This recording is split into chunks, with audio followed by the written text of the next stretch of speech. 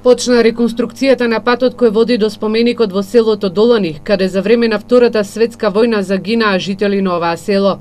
Штипскиот градоначалник Илчо Захариев на денешната пресконференција истакна дека градежните работи се во пресрет на 3 август, кога се одбележува денот кога беа убиени 4 истакнати општествени работници.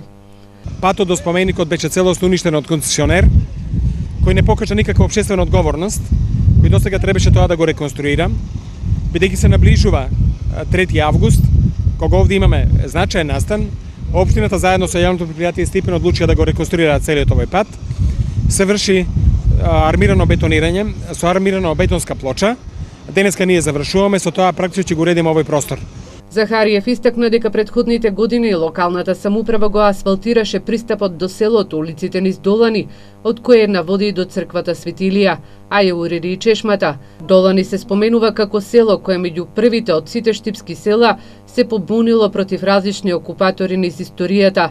Долани било посетувано од познатите македонски војводи Гоце Делчев, Мише Развигоров, Гене Војвода, Ефрем Чучков, Славе Коарсов и други, поради што селото е наречено Комицко. Во Долани е испечатен и првиот извадок на Народен глас.